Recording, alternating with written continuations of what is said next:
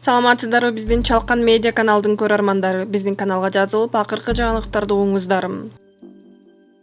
Кытайда коронавирус жуктуруп алгандардын саны 6000ге жетти. Кытайда коронавирустан каза болгондордун саны 132 адамга жетти. Бул тууралуу өлкөнүн улуттук саламаттык сактоо комиссиясы билдирди. Мекеменин маалыматына караганда, акыркы бир сутканын ичинде Хубэй провинциясында вирусту жуктурган 26 адам өлгөн. Алардын көбү 60тан ашкан. Буга чейин ден соолугу начар адамдар. Мындан тышкары акыркы сутканын ичинде дагы 1459 адам коронавирусту жуктуруп алганы белгилүү болду. Жалпысынан Кытайда бул илдетти жуктурган адамдардын саны 6000ге жакындап калды.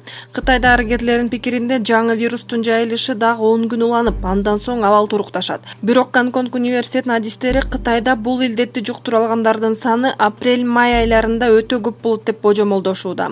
Өлкөнү сезгенткен вирусту жугузган адамдар Жапонияда, Түштүк Кореяда, Сингапурда, Германияда, АКШда, Францияда жана башка мамлекеттерде катталууда. Айрым өлкөлөр вирус биринчи болуп катталган Ухань шаарындагы жарандардын эвакуациялоо ниеттерин билдиришүүдө. Пресс агенттиги шаршемби күнү эртең менен 240 америкалык жаран отурган учак Уханьдан учуп кеткенин кабарлады. АКШнын өкмөтү бул шаардагы башкы консулдукта иштеген америкалык дипломаттарды жана башка жарандарын алып кетүү үчүн атайын учак жалдаган. Сузакта энеси өтүп кеткен 3 жаштагы бөбөк ур токмоктон чарчап калды. Бөбөктүн атасы Россияда иштей тургандыгы, ал эми апасы 1 жыл мурда көз жумганы белгилүү болду. Факт боюнча сотко чейинки өндүрүш иши ачылды. Жалал Абад облусунун Сузак районунда 3 жаштагы бала катуу сабалып чарчап калды. Бул тууралуу облустук милициядан билдиришти.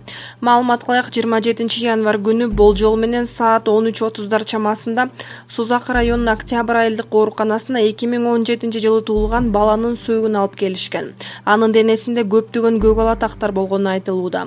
Аталган факт кылмыш жана жоруктардын бирдиктүү рейистерине денеге оор залал келтирүү беренеси боюнча каттоого алынып, сотко чейинки өндүрүш иши ачылган.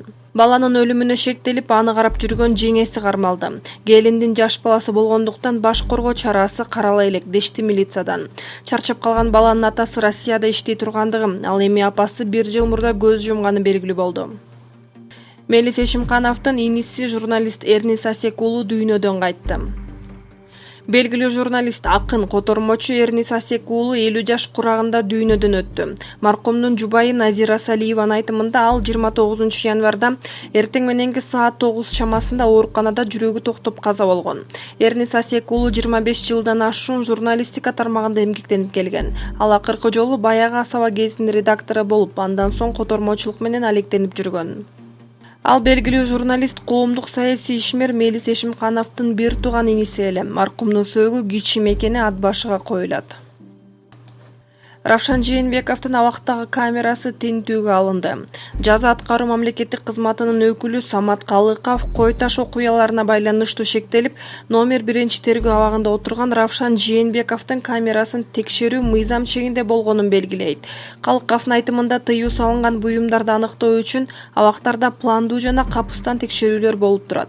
Ар бир камера текшерилет. Равшан Жээнбековдун камерасы гана текшерилген жок. Ар кайсы маалда болот. Пландуу же капыстан текшерүү болуп турат. Кактус медиа сайты оппозициялык саясатчы, экс-депутат Равшан Жээнбеков кыйноого каршы улуттук борборуна кайрылганын жазды. Жээнбеков 28 январда түнүндө жалпыга маалымдоо каражаттарын кызматкерлерине орой мамиле кылып, ал жаткан номер 307 камераны тинтүүгө алганын айтып берген.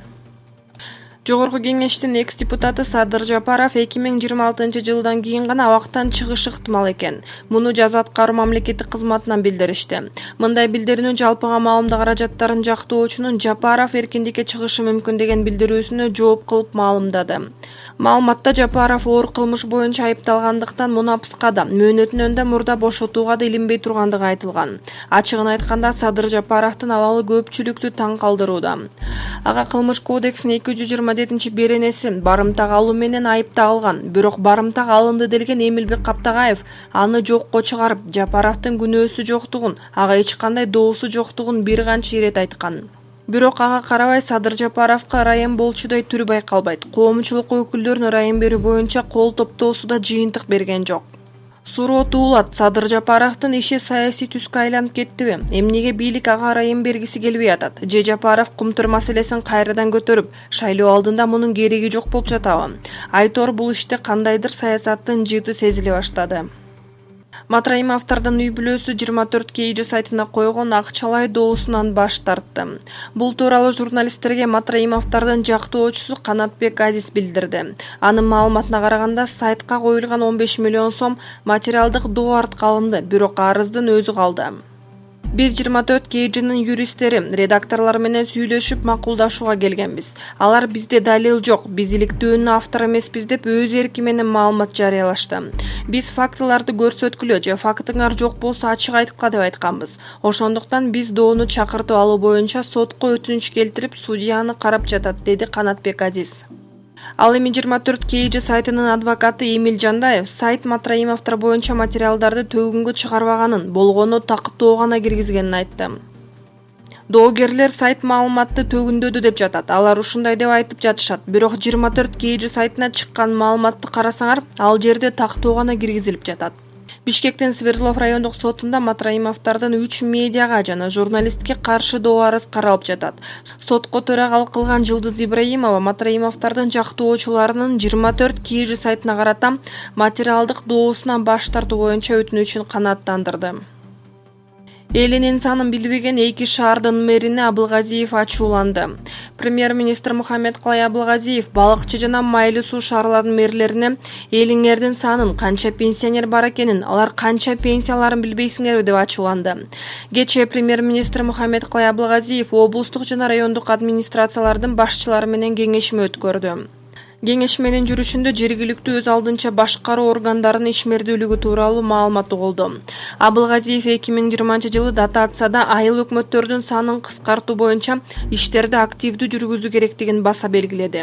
Кеңешменин соңунда тийиштүү мамлекеттик органдарга ар бир район жана облусту жериндеги жетекчилердин ишинин натыйжалуулугун инспектордук текшерүү жүргүзүү милдеттендирилди.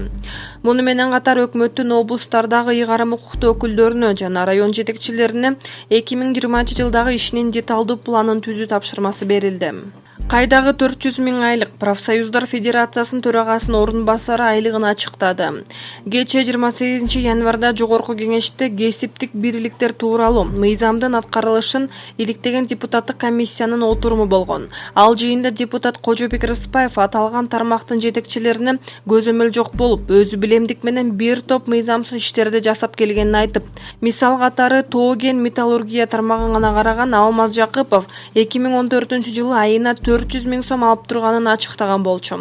Бүгүн бул тууралуу Кыргызстан Профсоюздар Федерациясынын төрагасынын орун басары Жээнбек Осмоналиев депутат айткан маалыматты төгүндөп, айтылган маалыматтар чындыкка дал келбей тургандыгын Nazar News KG сайтына билдирди. Бул маалыматты Профсоюздар Федерациясы тиешелүү органдарга төгүндөп берүүгө дагы даяр. Ошондой эле Осмоналиев өзүнүн айлык маянасын өлчөмүндө катап, ал 26 000 сом ала тургандыгын айтты. Ал эми бөлүм башчылары жана башка кызматкерлердин айлыгы 12-18 000 сом түзөрүн кошумчалады. Мирбек Атабековдун америкалык ырчынкында пиджагы канча турат? Эстрада ырчысы Мирбек Атабеков Instagram аккаунтуна сүрөт жүктөп, анда өзүнүн кийиминин америкалык ырчы Джон Леганд образы менен салыштырган. Джон Леганд айтып койгучу мени туурабасын деп тамашалап жазган. Limon KG сайты Атабековдун Gucci брендинен алынган жакетти канча сом тураарына кызыгып көрдү. Gucci брендинин расмий сайтында көрсөтүлгөн баа боюнча жакеттин баасы $2580 түздү. Ал эми кур $450 турат. Самара Каримовага күйөрмандары акыркы чыгарылыштагы Lexus унаасын белек кылышты. Кыргыз Республикасынын эмгек сиңирген артисти Самара Каримовага күйөрмандары акыркы үлгүдөгү Lexus NX 200 автоунаасын белек кылышты. Учурда Египетте салып жүргөн Самара жаңылыгы тууралуу Super KG порталына төмөнкүлөрдү билдирди. Жакында Орусиянын мамлекеттик думасынан ыраазычылык кат алгандан кийин менин чыгармачылыгымды баалаган Бакыт аке менен Назиреже жаңы темир тулпар белек кылышты. Москвага келип Кремльге концерт коюп, кыргыздардын беделин көтөрүп кеттиң деп күтүлбөгөн жерден мага акыркы чыгарылыштагы Lexus NX 200 темир тулпарын тартуулашты. Мындай белекти күткөн эмесмин чынында. Аябай кубандым. Бакыт аке менен Назиреже көп жылдан бери келаткан менин туруктуу каармандарым. Ар дайым концертиме келишет, чыгармачылыгымды баалашат. Аларга терең ыраазычылыгымды билдирем, дейт ырчы.